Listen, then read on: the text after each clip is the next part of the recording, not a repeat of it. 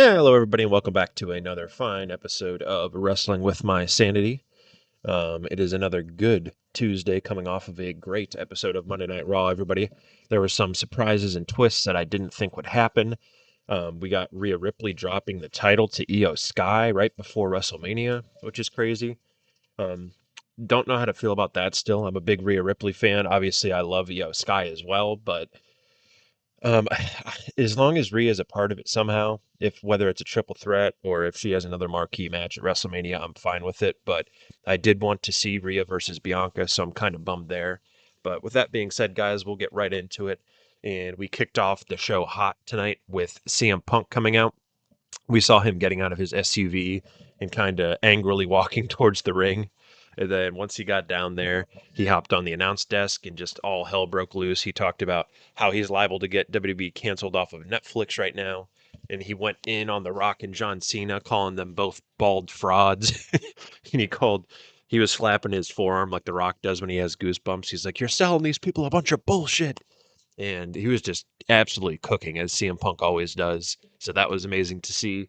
And after that, he had started going in a little bit on Seth Rollins when Seth Rollins' music hit, and he came down, and Seth ran down the ramp, and CM Punk ran up the entranceway, and they started absolute brawling.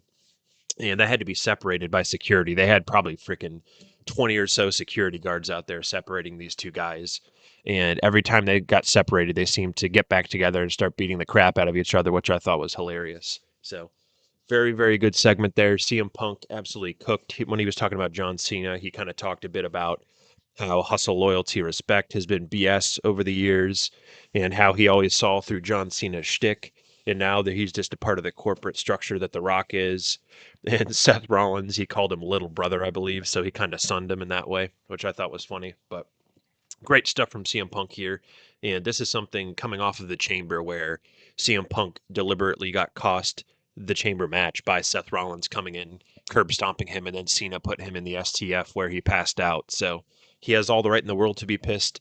As far as he's concerned, his main event match at WrestleMania is gone because he's exhausted all options. So very, very good stuff here from CM Punk, ladies and gentlemen. And right after this, we got a montage of different reactors and everybody reacting to the John Cena heel turn. I thought this was very, very good. For something that's so large and has such a big ripple effect throughout the WWE, I liked that this whole show was kind of polluted and we had different reactions, how people in the back were reacting to John Cena turning heel. And they really just had this constant feel of, man, if John Cena can turn heel, what can happen on the road to WrestleMania? So I liked how they had that theme going throughout the episode of Raw tonight. I thought that was very cool. As you can imagine, too, just everybody's reactions were like, what the hell? I mean, the one thing that I didn't have on my bingo card, even as a possibility, was John Cena turning heel with 10 months left. So, very, very awesome stuff. Right after that, we get a quick Judgment Day recap of them winning the Women's Tag Championships last week on Monday Night Raw. And then in the clubhouse, we had a little Judgment Day section where Liv Morgan was talking with Dom a little bit. And then Finn, as he has been doing the last month or two, gives them a little bit of flack about how they won the titles, but she still lost the chamber. And then how Dominic can never seem to actually beat anybody or get anything done. So he says he's going to go out there and handle Braun Breaker himself tonight. And that was the general gist of it. Right after this, guys, we had a little Gunther promo where he got on the mic and talked about Otis, how fat he is, how the only belt he'll ever have is the one that he wears around his waist. And Gunther has been kind of clapping back, and I've enjoyed this Gunther World Title run more in the last month or so than I did previously because it did feel like it was getting off to kind of a slow start. However, it has recently kicked up with the whole Jey Uso feud, and I hope we continue to move in that direction for the Jey Uso Gunther match at WrestleMania. But after this, we did get Gunther versus Otis one-on-one, ladies and gentlemen, and this was a good match. Gunther obviously picked up the win here, but Otis did give him quite a battle, I would say. This was back and forth quite a bit, as Otis is a bigger, heavier set guy. But Gunther eventually won with the power bomb and got the 1-2-3 over Otis. So Gunther is victorious here. Oh, shit. And then afterwards, as he normally does, Gunther starts beating up everybody. He took out Otis again. started wailing on him, and then he took Tozawa and powerbombed Tozawa into Otis. And then he went to get back on top of Otis again, and Jey Uso's music hit, and Jey came out to make the save. So the crowd got to see Jey Uso, even though he didn't do a whole lot on tonight's show, but they did get to see Jey Uso, which was cool. And A-Town Down Under did come out as well to beat down Jey Uso right after this. So Waller and Theory were out there for a brief moment. And then once we came back from commercial break here, we got another montage of reactions to the John Cena heel turn. Again, they're really just laying into this, which I think is a good idea because John Cena supposedly is coming back on the March 17th, I believe they said, edition of Monday Night Raw. So 2 weeks from last night, he will be back. So I think on all four of the shows, both SmackDowns and both Raws leading up to that, I think you got to have just constantly show the heel turn, have people talk about it, whether it's R-Truth on Friday coming out. Obviously, we should be getting a Cody Rhodes update on Friday Night SmackDown. This show on Monday was completely loaded anyways. I don't think you needed to throw Cody on there to give his reaction. You got to save some stuff for SmackDown. So we should be hearing from Cody then, and hopefully we continue to hear from different people in the back about what their thoughts on Cena going bad are and what the repercussions may be going into WrestleMania season. But very, very good. This is the biggest storyline in the company. This is the biggest storyline in wrestling outside of what The Rock and Cody Rhodes and Roman Reigns did last year. So there's so many outcomes with this too, guys. I don't know where we go with this. And after the whole, we'll get into this now as well. They announced Adam Pearce in a backstage segment was kind of getting on Seth Rollins about what the hell are you doing? You keep antagonizing him, and Seth Rollins like, I don't care. This is the easiest decision you ever have to make. Give me a CM Punk. I want him. And he's like, you know what? He's like, if you want him, I'll give you him. He's like, and you need to finish this. Finish this. I'm tired of this. Next week it'll be you versus CM Punk inside of a steel cage in Madison Square Garden. So we have that match next week, and I believe Michael Cole on commentary did say this is the end of this. So it doesn't sound like we're going to get a one-on-one match between the two of them, being Seth and CM Punk at WrestleMania. So that gives us some options where does Roman interfere next week? What do we have with that? Is it going to be a triple threat there? Does Roman not come out and Seth or CM Punk just gets a big win? Um, I would I would like to see Punk win next week, but at the same time, I almost want Rollins to win, guys, just because Punk did get the first one on the very first episode of Raw on Netflix. He beat Seth Rollins, so and it seems like Seth has been losing a F ton lately. Granted, Punk lost his last two matches as well, but they were the Elimination Chamber where there's 5 other guys in there, and the Rumble, obviously, where there's 29 other guys. So it's not like he lost one-on-one, but it just feels like Seth Rollins continues to lose and lose and lose and lose. So I honestly kind of want Seth Rollins to win next week on Monday Night Raw, so you can have them at one win apiece, and then they can go on to do whatever they're going to do at WrestleMania, whether it be a triple threat, whether it be CM Punk tagging to help Cody Rhodes out against The Rock and John Cena, if The Rock is actually going to be there wrestling this year, or whether they do something completely different, whether they run Seth Rollins versus Roman Reigns and CM Punk ends up facing somebody else. I know a dream match of his has always been Stone Cold. That's an outside shot of Stone Cold actually showing up, but he has mentioned that he would love to fight Steve Austin. So maybe that's a huge marquee matchup you throw on there. But I would like to see them be 1-1 after this week and not have CM Punk be 2-0 against Rollins, because it does, the more he gets beat, it does seem like he becomes the punching bag more and more and more. And he is a main event guy that's super over with the crowds. He's always selling merchandise, and he is in that upper echelon of talent. So I would like to see him win, and then they can come back to this and revisit it down the line at some point, maybe at Survivor Series later on in the year, maybe even next year we get a third and final blow-off match between Seth Rollins and CM Punk. But that is just my thoughts on the whole thing, guys. Right after this, and we had the other montage, like I said, of the John Cena heel turn. AJ Styles got interviewed and talked about how surprising it was to see John Cena sell out. And then Karrion Kross kind of rolled up and talked about how he needs to stop singing his own song and dance. He's never going to be John Cena. And then he calls out AJ Styles said he's going to show up at Madison Square Garden next week and then challenge Logan Paul to a match. So Cross playing the devil's advocate, excuse me, again here, and kind of being the little devil on his shoulder for AJ Styles. And I like this new gimmick for him. I think it works well. AOP and Paul Ellering, as much as I love Paul Ellering, they just didn't give him much of a chance to shine and talk. So I like that Carrion is doing his own thing. Scarlett's still there, but she's kind of like a little devil angel in the shadows. And I really like what they're doing with Karrion Kross. This is a guy that has been poo-pooed on for a while now. Ever since he got called up to the main roster, he hasn't really stuck. But he did have a very good run under Triple H in the black and gold era of NXT. So I like what they're doing here with him, and I think he has a good niche on the show where he can fit in and eventually become something bigger. He can be elevated at WrestleMania and then maybe continue to move up on the card as people see him in a different light. So this was something I enjoyed. Excuse me. After this here, guys, we got the Women's Intercontinental Championship match between Ivy Nile and Lyra Valkyria. As we talked about on episodes past, Ivy Nile was there from Chad Gable. He basically gave them the assignment to, one, Ivy go win the Women's IC title, and then he wants the um, American Made to go out and win the Raw Tag Team Championships. So this match happened. This was a good match as well. Lyra Valkyria keeps putting on bangers. Thankfully, she did retain.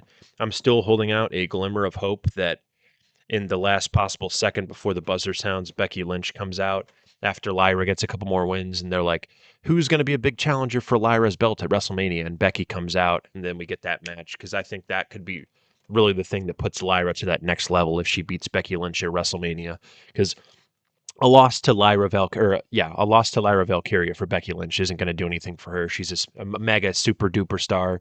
She's one of the most over women on the roster. She's arguably the best women's wrestler of all time. I know that's a controversial thing to say, but she's up there. If she's not the best, she's one of the best, top five for sure. And I think it would be a hell of a match. I mean, this would be a underdog match for WrestleMania, but it would be something very cool they could do. Even if she comes in and beats Lyra, Lyra could beat her back and get her title back, but this would be a very cool feud to see. So good match here. Nothing too crazy. I really like how the crowd is starting to get into Lyra's entrance more and more. And just the whole presentation of it all, I think, is really good. And I hope they keep it up. So Lyra Valkyria did hit her finisher. She pulled out of the corner and hit the what was it, the Dark Angel or something? I can't remember the name of her finisher, but she hit it, or Nightwing, it's called. She hit the Nightwing and then did retain the IC Championship. And for this live crowd too, guys, very cool that they got to see so many title matches. I mean, they got to see both women's titles, the IC and heavyweight, defended, and they got to see the men's Raw World Tag Team Championships defended. So, hell of a show for them to see, as Triple H has been on a roll lately. After this, we did get the segment where I told you that Seth Rollins is arguing with Adam Pearce. Adam Pearce basically tells him that, you know what, I'm going to throw you guys in a steel cage next week, end it. I want you to get on this bus and don't get off this bus the rest of the night. And he basically makes security stand there and keep him in check. And after this, we had Ludwig Kaiser cutting a promo about how when he's done with Penta, he'll know what real fear is. And then Penta runs in, catches him with a couple kicks, a super kick. And then Kaiser kind of trots off and gets his way out of it. But this was cool. A cool little mid card thing they have going on. Still am not completely sure what they do with Penta at WrestleMania, whether it is a men's IC title match against Braun Breaker, or maybe they do AJ Styles or something. That would be interesting as well. But coming out of this, we got a little Bianca Belair interview. She said she doesn't want to talk about the Jade and Naomi thing out of respect because she hasn't been able to talk to both of them quite yet. But she did say, to kind of talk a little bit about how she was proud that she could accomplish winning the Elimination Chamber and how she's going to focus on who her opponent will be in the Chamber tonight after we get our main event of Rhea Ripley versus Io Sky. And then after this, guys, we got a video package of Chad Gable seeking out his Lucha Libre mentor. And this was funny, just the old gentleman with like the crazy mustache and everything. But I thought it was a funny little segment how he said he'll do anything basically to overcome this fear of taking down lucha wrestlers. And then Chad ends up handing him money at one point, and then he gives him a box, excuse me, and says he now wields the power beyond his understanding. So this was a little ominous, a little weird, but it was funny. I mean, it fits with Chad Gable's gimmick. So just interesting stuff to see what they're doing here with Chad Gable. And I wonder if when he comes back, maybe they run it back. Maybe they run back Penta versus Gable at WrestleMania. I mean, shit. That was Penta's best match, I think, in the WWE so far. So Chad Gable can have a 4-star match with the broomstick. So That would be cool to see them run that back or do something interesting there between those two guys. And running out of this little segment here, guys, we did get the World Tag Team Championship match between American Made, Brutus, and Julius Creed taking on the War Raiders.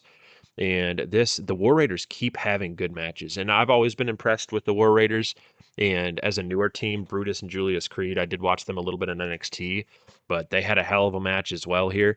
And they went back and forth quite a bit. These are a lot of big guys. I mean, obviously Eric and Ivar are bigger, heavier set dudes, and then we had Brutus and Julius Creed, who are they're also pretty big dudes, but they're very athletic for their size as well. And this went back and forth quite a bit. We had a couple near falls here, and then they hit their very good finisher. They being the War Raiders, they hit War Machine on Brutus Creed, and they were able to retain the WWE Tag Team Championships.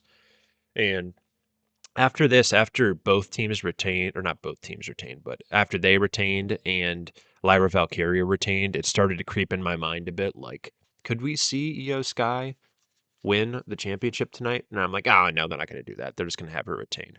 But we will get on to this very soon here, guys, because this was the next match. And after, or what, was there any segments between this?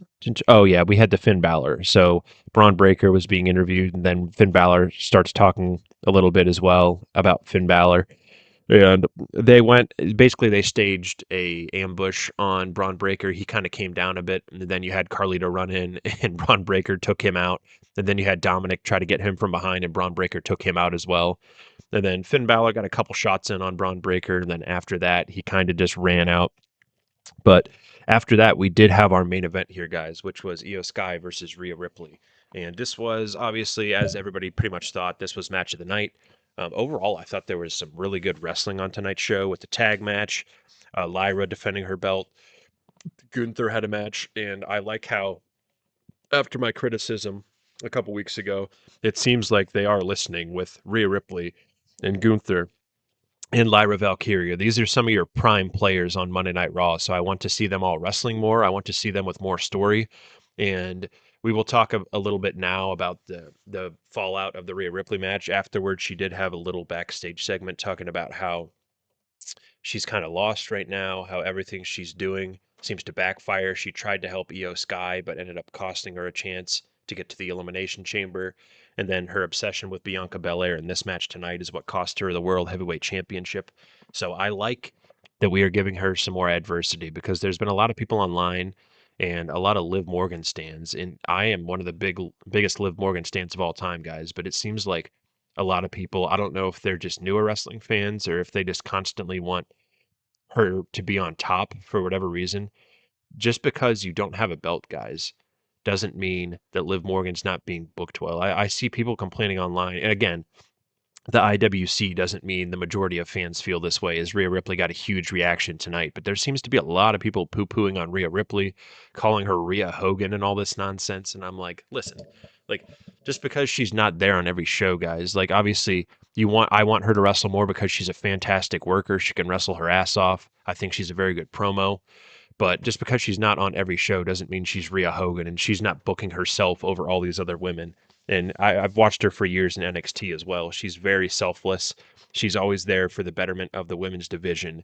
So the fact that people are coming out and wanting Liv Morgan to constantly be WWE Women's Champion, I mean, I don't understand it. She had a very good 7-month long run there before she dropped it to Rhea, and I I mean, I just don't understand the complaints with her booking. Like, if you're a Liv Morgan fan, as I am, like I've always been, like Liv has been my favorite in the women's division for so long. Back to the Riot Squad when Liv wasn't even that good. Like Liv has come such a long way in the ring and on the microphone. I mean, I was a fan of her when honestly she wasn't very good. Like she sucked for quite a while there, and I just always saw something in her. She always had the charisma in my mind, but she could never quite put it together until she did finally turn heel. But she just was the women's world heavyweight champion on Raw for how many months? Coming right out of that, she basically immediately wins the women's tag team championships with Raquel Rodriguez again. She's already obviously been champion before. She's been SmackDown champion in the past. And I don't understand what we're complaining about here, guys. If you're a Liv Morgan stan, like she's being booked very, very well still. She had a couple big wins. She had a pinfall. She did take the pinfall loss to Io Sky recently, but it's also in her character and the way she's booked, guys. She's not a girl that's the size of a Raquel Rodriguez or a Liv, or not a Liv Morgan, or of a Rhea Ripley or a Bianca Belair. Like, Liv Morgan is never going to be booked as strong from a physical perspective as those girls because she's not their size. Like, just looking at Liv Morgan, she's all of like 5'3". She's like a what, 100 and freaking 20 pounds soaking wet, probably 110 pounds. I don't even know what she weighs, but she's super tiny. Like, she's not going to be booked like a heavyweight because she's not a heavyweight. So she's going to be the slimy heel that is in the Judgment Day that's kind of facilitating things with Dominic Mysterio and her group. And her eating a pin does not mean she's being booked poorly. She can't win every match, guys. She can't win every match by DQ. She can't win every match by interference. So I'm going on a little side quest mission here, going on a rant, but I think Liv has been being booked very well. Just because she's not winning every match doesn't mean she's not being booked in a prominent position. And where she is now is so much of a far cry from where she was. I mean, she once again got the runner up in the Elimination Chamber. I thought she would be eliminated sooner than that. So they're making her look strong as hell. It's not like we're just throwing her out there to lose and go on all this massive losing streak. She's being booked very strongly. And Rhea Ripley, I think, her having this loss to Io Sky is something that you can kind of build her a little bit more. Whether you're going to put her in a triple threat versus Io, I think they will, because you're not going to you're not going to leave Rhea Ripley off of your WrestleMania card. But yeah, and to be honest, I love Io Sky and I love Bianca. I don't think Bianca versus Io is a WrestleMania match in and of itself. So get Rhea Ripley in there somehow, have her overcome the adversity. And I just hope this decision they made so rashly and quickly wasn't because of some of the stuff Triple H maybe sees online where it's like, oh, we're tired of Rhea Ripley, blah, blah, blah. Listen, like you did with the Jey Uso thing, and people were complaining about him winning the Royal Rumble. Listen to your live crowds. Listen to the people that are losing their absolute ever-loving minds when Jey Uso comes out and doing the yeet thing. Rhea Ripley got a massive ovation and reaction tonight. So I would listen to your live crowds more than you're listening to some freaking absolute neckbeard living in his mother's basement talking about, oh, Rhea Hogan, she gets booked so well. Liv Morgan, she's falling off the face of the earth. I mean, listen to your live crowds more than you do these people, because these aren't the people that are typically buying your tickets and actual wrestling fans. These are just people that are there to chronically complain online. So that's my only complaint. We will talk a little bit about the match here. I thought it was, like I said, the best match of the night by far. Io Sky can work her ass off. She's top 3 worker in the women's division, I'd say, between her, Charlotte, and Rhea. I think they're all absolutely fantastic. And this is a match, just having those two in there. I should throw Bianca in there as well. Bianca's very good, guys. Bianca just hasn't been doing it for as long as the other women have. But this match with these two in there, it was always going to be a banger of a match. Rhea Ripley, she works her size very well, and she works with undersized women well, like she did with Liv, and she worked with Io here. But Io got some really good moves in. She hit her with a couple good drop kicks. Rhea hit her a couple big times. She hit her with a massive big boot where Io came off the ropes and Rhea just punted her into oblivion, it felt like, and she flew across the ring. But a lot of good back and forth. She hit her with a back suplex, and eventually Rhea looks over after Io Sky gets some offense in, and she sees Bianca kind of playing the cheerleader for Io and goes out and confronts Bianca. She pushes her, and then Bianca gets up and pushes Rhea a little bit, and then Rhea gets back into the ring. She gets into the corner with Io Sky. It looks like she's about to hit one of her avalanche riptides from the corner on her, and she's talking shit to Bianca, saying, I'll see you at WrestleMania, Bianca, when all of a sudden, out of nowhere, Io hits a Hurricanrana, tosses Rhea on her back, and then she gets up and hits the over the moonsault in the 1, 2, 3, and Io Sky is our new women's champion. And I thought she got a good reaction. You can obviously tell from how big of a reaction that Rhea got that this wasn't a unanimously loved decision. A lot of people there were hoping Rhea would retain just because Rhea got, probably outside of CM Punk, the biggest pop of the night. But this is a cool moment. I mean, people like me are always complaining how events like Saturday Night's Main Event and some episodes of Monday Night Raw don't feel that unpredictable.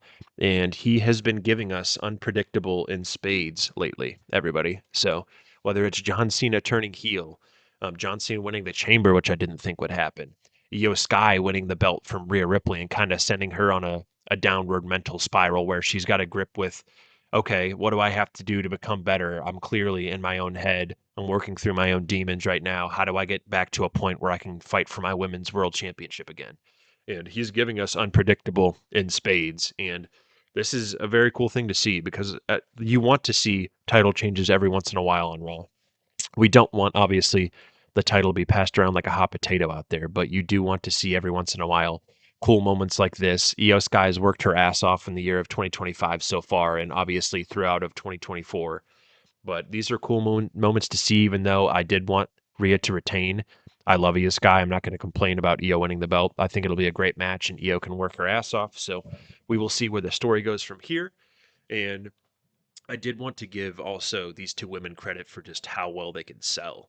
And Io had a couple really good sells here from Rhea when she took a couple of her moves. And Rhea, I still think, is the best women's seller of all time. I mean, she took a DDT from Io Sky here and it looked like it absolutely fucking turned her lights off, basically, so to speak. And just the way she sells and flies it around the ring. I mean, she gets hit with certain moves, and you think it absolutely destroys Rhea. And she has the best facial reactions. Like, there's some moves she gets hit with, and she'll kind of like roll her eyes back, and it looks like her eyes are glazed over in her head. And she just really makes the other women in there with her look very, very good. And another reason why I don't understand all the hate on Rhea Ripley online. But kudos to Rhea Ripley. Fantastic. She's, in my opinion, if not already, I don't know if she's there quite yet just because she's so young, but I think Rhea Ripley, by the time it's all said and done, if she stays in WWE and doesn't move on to acting or Hollywood or something, I think she will be the undisputed GOAT. She's that good. She proved that in her backstage interview with Jackie Redmond, talking about how, like I said, she's going through a lot right now. She cost Io and she didn't want to. She thought she had friends that she didn't. She was upset that Bianca was cheering for Io because she thought her and Bianca had that common respect and friendship between them. And it just seems like she's mentally unraveling. And I think that's a very cool storyline to have for Rhea because that has been the one nitpick I've had of her. It's been a lot of the same promos where she comes out and talks about how mommy's always on top, blah, blah, blah. It's the same thing over and over again. Like, once you're booked that strongly for so long, you can it's easy to lose a little bit of your character because you're not given that much to work with. And I don't think that's any fault on her. I think she just wasn't given a ton by their creative team and all that. So the fact that they're giving her a little more adversity, kind of like they did with Cody Rhodes after he lost WrestleMania 39, going into WrestleMania 40 when he won. Let's give her a little more adversity and let's let Rhea work to get back to that match to chase because the chase is always more interesting than having the title, guys. It's always been that way. The chase for Cody Rhodes before he became champion has been a lot more interesting than him actually being champion. It just always seems to be like that. Even though you can have good feuds, it always seems to be when you're chasing something and you finally get it, that's the most exciting part of a feud rather than having the belt for however long. So just my opinion there, guys. Let me know what you think. Overall, I thought it was an excellent episode of Raw. Very, very good three shows they've had with the SmackDown leading into the Chamber. Then the Chamber was probably the best Elimination Chamber I've ever seen, the best booked pay-per-view of Triple H's era so far. And then this Monday Night Raw, which is an absolute dynamite, started off with CM Punk's pipe bomb, State of the Union address promo, we'll call it, and then an amazing main event between Io and Rhea Ripley. And we are well on our way on the road to WrestleMania. And we only have one more Monday Night Raw before John Cena returns everybody. So it'll be interesting to see what they do with that. And I may even hop on Saturday or late Friday night, maybe like 10:30, 11, whenever SmackDown ends on Friday, depending on what Cody Rhodes does say in response to The Rock and John Cena. So look out for that. But until next time, signing off is Austin.